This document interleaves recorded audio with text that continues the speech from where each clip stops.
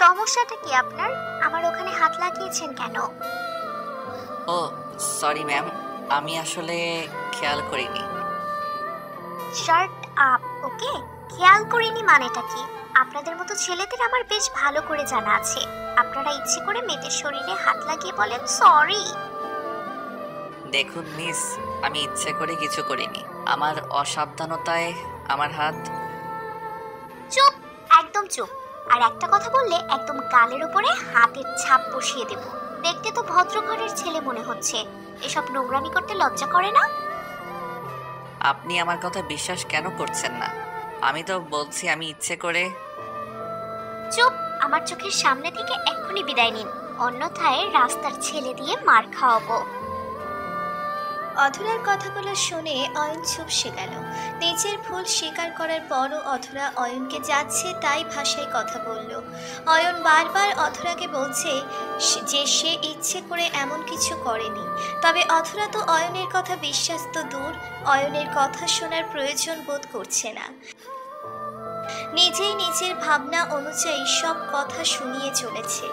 অয়ন আজ একটা অফিসে ইন্টারভিউ দিতে আসছে। বাড়ি থেকে বেরিয়ে বাসের জন্য অপেক্ষা করতে লাগলো অয়ন। সকাল সকাল একটা মহা মুশকিলে পড়তে হলো অয়নকে। একে তো বাস পায়নি, অতঃপর অনেক অপেক্ষার পর যেটা পেয়েছে সেটাই উঠে অধরার সাথে তর্ক বিতর্ক হয়ে গেল। আজকের দিনটাই মনে হচ্ছে অয়নের জন্য অশুভ হতে চলেছে। অয়ন পাবলিক প্লেসে কোনো প্রকার ঝামেলা করতে চায় না, তাই নিশ্চুপ হয়ে অধরার সকল কথা নির্বাকে মেনে নিল সে। বাস আপন গতিতে চলতে লাগলো। কিছু সময় পর অয়ন তার নির্দিষ্ট গন্তব্যে পৌঁছে যায়। অয়ন বাস থেকে নেমে পড়ে অফিসের দিকে দ্রুত পা চালাতে লাগলো। পেছন ফিরে একবার তাকানোরও ইচ্ছে হলো না অয়নের। অয়ন হাঁটছে আর ভাবছে আজকালকার সমাজের কথা। একটা মেয়ের শরীরের বিশেষ অংশে হাত দেওয়া বা স্পর্শ করাটা যেন ট্রেন্ড হয়ে গেছে। কিছু লোকের বাজে চিন্তা চেতনার জন্য অনেক নির্দোষ লোকেদেরও তাদের কাতারে পড়তে হয়। সব সামনের খেলা। অয়ন মাথা থেকে সকালের ব্যাপারটা ছেড়ে ফেলে দিয়ে ইন্টারভিউর দিকে ফোকাস করলো। অফিসে এসে অয়ন ওয়েটিং রুমে বসে অপেক্ষা করতে লাগলো। কিছু সময় যেতেই অয়নকে বসের কেবিনে ডেকে নেওয়া হলো। অয়ন বসের কেবিনে ঢুকতেই চমকে উঠল ভীষণ। অয়ন বসের চেয়ারে তাকিয়ে চোখজোড়া চড়ক গাছ করে নিল।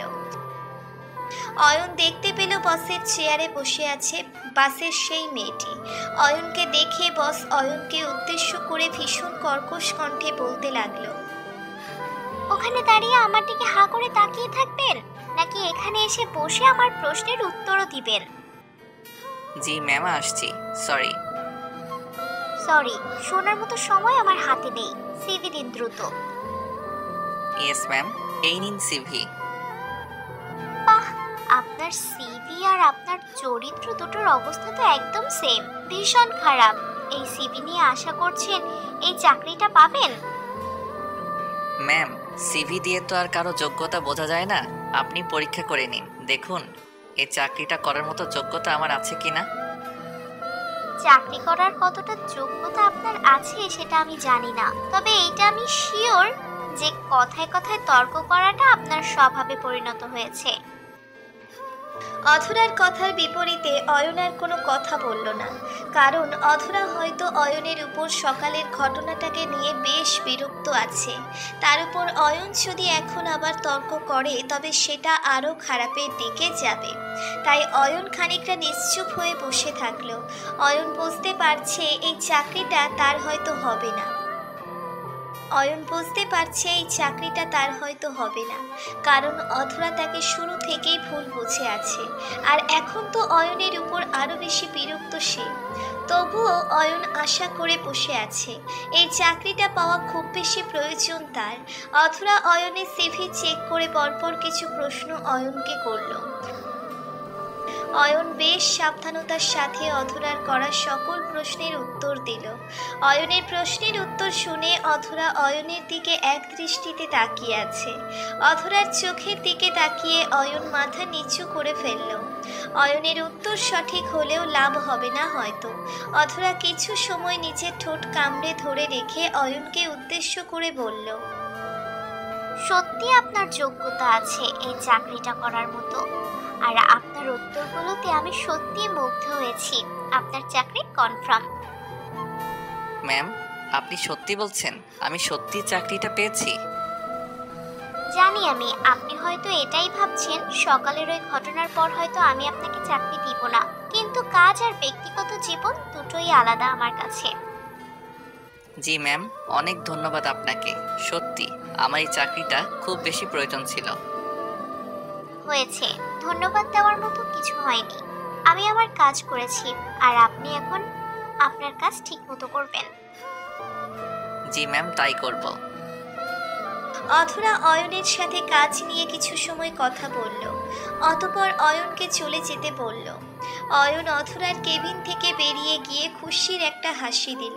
বর্তমানে চাকরি পাওয়াটা চারটেখানি কথা নয়, চাকরির পাওয়ার আর যুদ্ধে জয়লাভ করা দুটোই সমান। অয়ন কাগজপত্র নিয়ে অফিস থেকে বেরিয়ে সোজা চলে আসে নিজের বাড়িতে।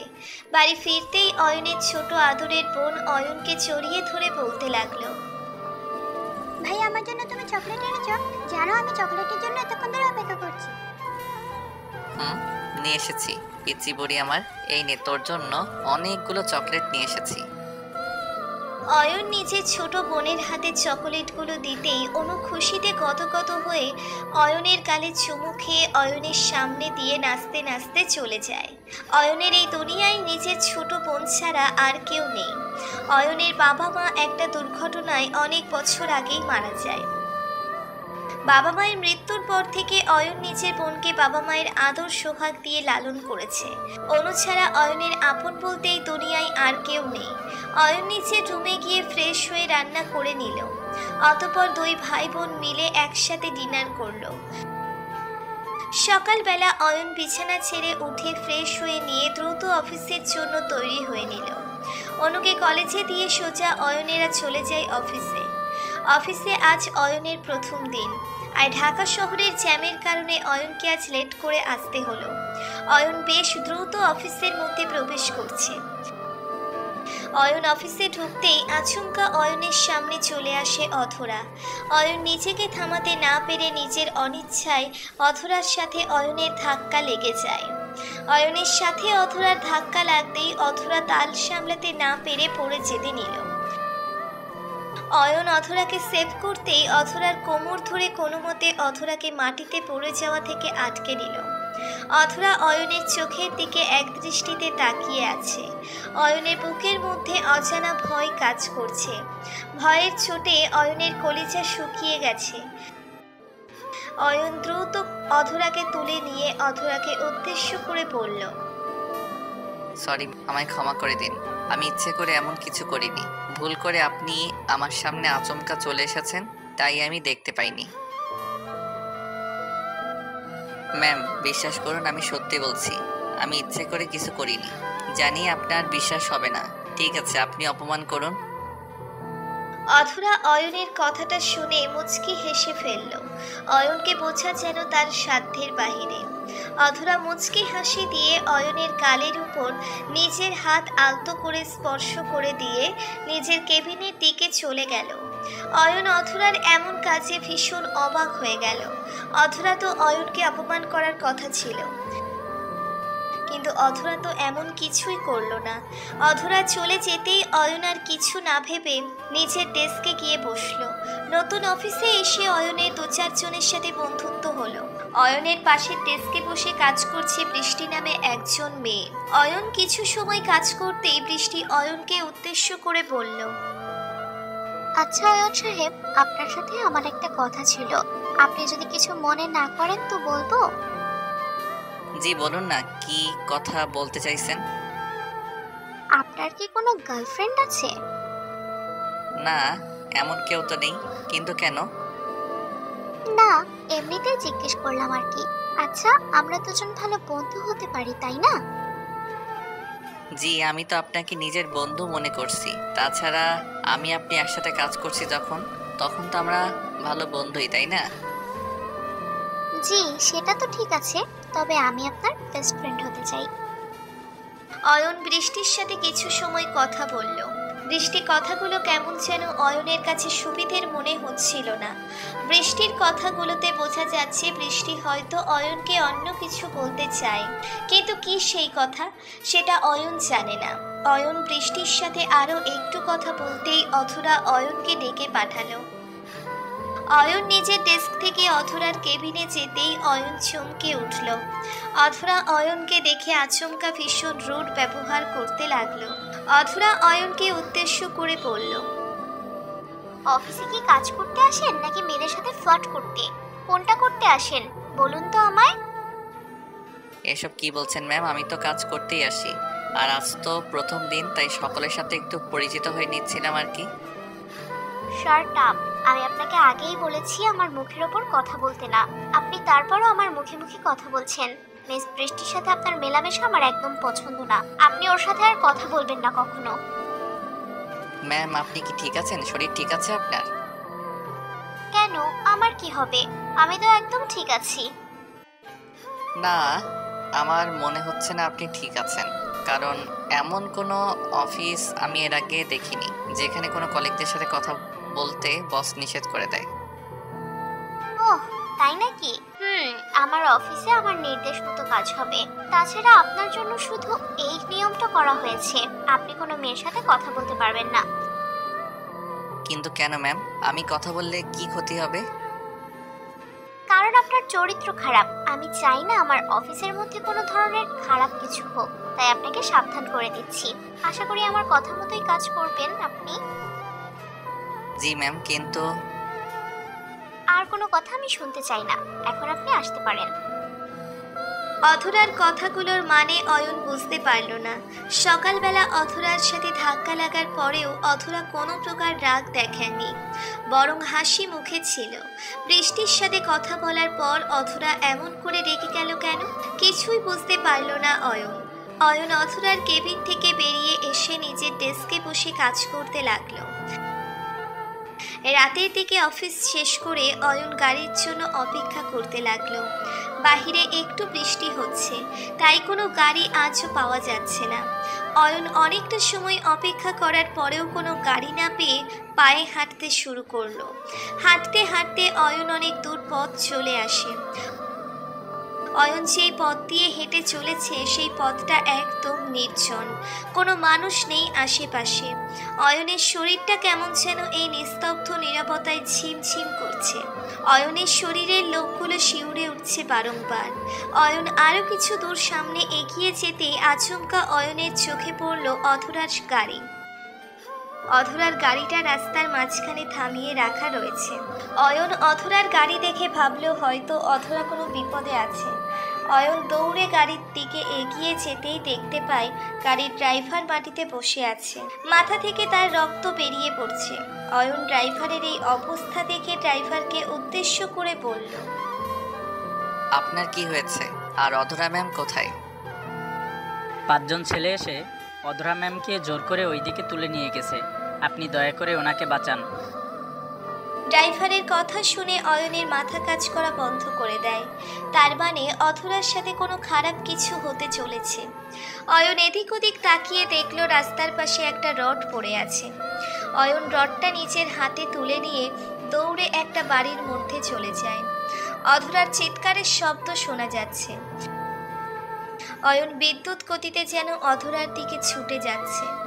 বাড়ির মধ্যে আসতেই অয়ন দেখতে পায় ছেলেগুলো অধরাকে ঘিরে ধরে আছে। অয়ন ভাবছে এই 5টি ছেলের সাথে একা পেলে উঠবে না অয়ন, তাই একটু বুদ্ধি লাগিয়ে কাজটা করতে হবে। অয়ন দৌড়ে ছেলেগুলোর দিকে এগিয়ে এসে একটা ছেলের মাথায় রড দিয়ে সজোরে আঘাত করলো। অয়নের আঘাত পেয়ে ছেলেটা মাটিতে লুটিয়ে পড়তেই বাকি 4 জন অয়নের উপর ছুটে গেল। অয়ন চিৎকার করে 4 জন ছেলেকে থামতে বলতে লাগলো। ছেলেগুলো ভাবলো হয়তো পুলিশ এসেছে, তাই তারা যে যেমন পারে তেমন করে পালিয়ে গেল। এই যাত্রায় অয়ন অধরাকে সেভ করলো। ছেলেগুলো পালিয়ে যেতে অয়ন অধরার দিকে তাকালো। অধরা কান্না করে দিয়ে বসা থেকে উঠে অয়নকে শক্ত করে জড়িয়ে ধরলো। অয়ন বুঝতে পারছে অধরা ভীষণ কষ্ট পেয়েছে, তাই অয়ন অধরাকে সান্ত্বনা দিয়ে বলল, কিছু হয়নি, আমি আছি তো। চলুন এখন এখান থেকে আমাদের যেতে হবে। আপনি যদি আজ সময় মতো না আসতেন তবে হয়তো আমি আর বেঁচে থাকতে পারতাম না। আপনাকে কি বলে ধন্যবাদ দিব সেটা আমি জানি না। আরে ধন্যবাদ কিসের, এটা আমার দায়িত্ব ছিল। একজন নারীর সাথে কেউ বাজে কিছু করার চেষ্টা করবে আর আমি চুপ করে থাকবো, সেটা কোনো দিন সম্ভব নয়। সত্যি আপনাকে আমি অনেক ভুল ভেবেছিলাম, তবে আজ আর বলতে কোনো বাধা নেই। আমি জীবনের সঠিক সিদ্ধান্ত নিতে চলেছি। সঠিক সিদ্ধান্ত মানে? আমি ঠিক বুঝতে পারছি না ম্যাম। না বোঝার মতো কোনো কথা তো নেই। আপনাকে অন্য কোনো মেয়ের সাথে কথা বলতে বারণ করেছি কি এমনি এমনি নাকি? আপনার বোঝা উচিত কেন বারণ করেছি। অধরা কথাটা বলতেই পুনরায় অয়নকে জড়িয়ে ধরল। অধরার বলা কথাগুলো অয়নের কাছে এখনো পরিষ্কার নয়, তবে এখন অধরার কথা ভাবার সময় নয়। এখন অয়নকে এখান থেকে পালিয়ে যেতে হবে। অয়ন অধরাকে নিজের বুক থেকে তুলে নিয়ে অধরার হাত ধরে দৌড়ে এই বাড়ি থেকে বেরিয়ে নিজেদের গাড়ি নিয়ে দ্রুত স্থান ত্যাগ করলো। অধরাকে অয়ন তার বাড়ি অবধি পৌঁছে দিতেই অধরা অয়নকে উদ্দেশ্য করে মায়াবী কণ্ঠে বলতে লাগলো, অয়ন, আমি তোমায় ভালোবাসি। আর কি করে বোঝাবো বলো? আজকের ঘটনার পর সত্যি আমি তোমাকে আরো বেশি করে ভালোবেসে ফেলেছি। আমায় কি একটু ভালোবাসা দিবে? দেখুন, এখন আপনার রেস্টের প্রয়োজন। আপনি রেস্ট করুন, এসব নিয়ে পরে কথা হবে। জি, সাবধানে থাকবেন। আসছি। অয়ন অধরাকে তার বাড়ি রেখে চলে যায় নিজের বাড়িতে। সারা রাত অয়ন ঘুমাতে পারেনি অধরার কথা ভাবতে ভাবতে। সত্যি অধরাকে তার ভীষণ পছন্দ, তবে অয়ন এটাও জানে অধরার যোগ্য সে নয়। তাই অধরাকে ভালোবাসতে তার ভয় করছে। ভালোবাসা কখনো যোগ্যতা দিয়ে হয় না, ভালোবাসা হয় মন থেকে। বিধাতা আমাদের ভাগ্য কার সাথে লিখে রেখেছে সেটা উনি জানেন। অয়ন পরদিন অফিসে গিয়ে অধরাকে নিজের মনের কথা বলে।